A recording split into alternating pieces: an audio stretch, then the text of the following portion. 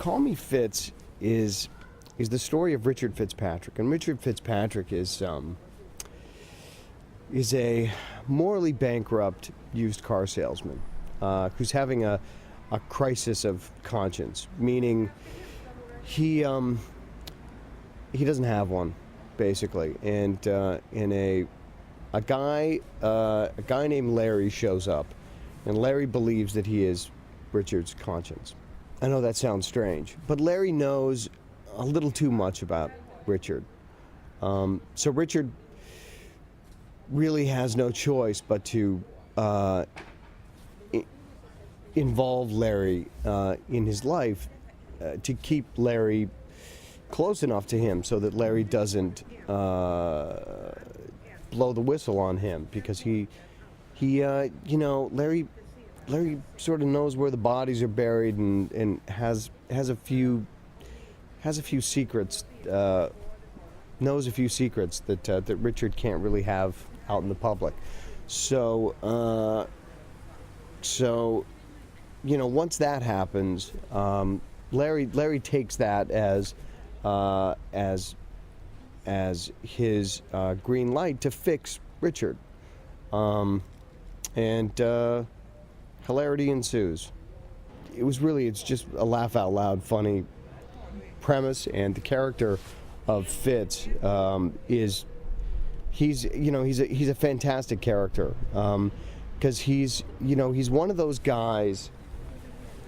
He's a 35, 40-year-old guy who is he's an arrested adolescent. He's a man. He's an adult, but he's still a 16-year-old kid, and he just does whatever he thinks is the next right thing at the moment, without any thought to the future ramifications of his actions.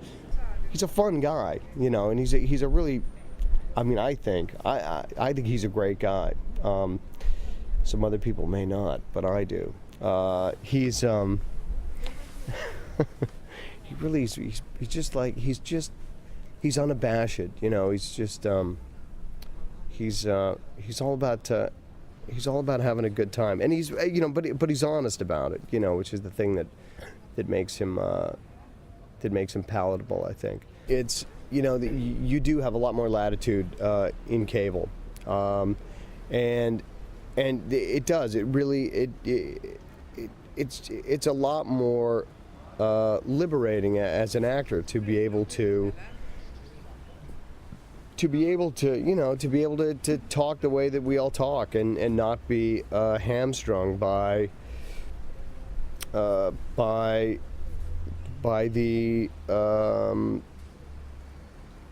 just not be hamstrung by the by the fact that no, you can't say that, no, you can't do that, no, you can't, because we really on the show people are drinking and smoking and doing drugs and having sex and dropping F-bombs, and it's really a lot of fun, because that's that's the world that these characters all live in, and that's what they all do. It's pretty out of control, the show. It's the characters are all careening out of control all the time, and it makes it a lot of fun. And certainly for an actor like me, given the baggage that I carry with me, and the fact that I played the social conscience of America for as long as I did, to play a character like this it's a lot of fun for me, and I think people respond to it pretty well. As an actor, you're always looking for new challenges and new things to keep yourself excited and keep yourself interested in what you do. And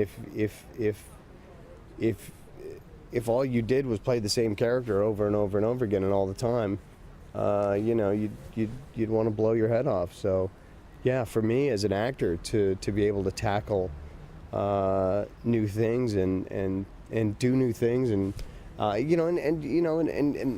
doing half-hour single-camera comedy is something that people wouldn't say, oh yeah, like get Jason Priestley for that. it's a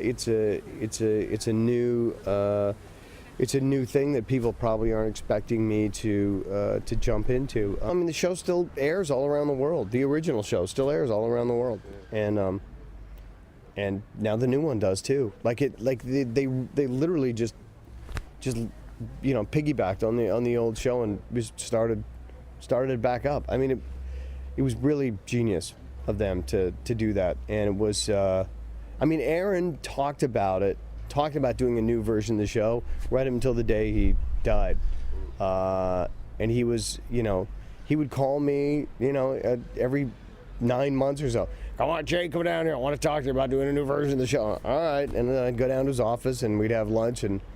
So what do you think about, and he was beautiful. He was fantastic, and he was tenacious. I directed an episode. I went down there and I directed an episode, and I had a good time, man.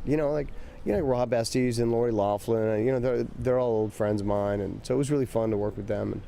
And the new cast they were all really good, and I had a good time. It was fun.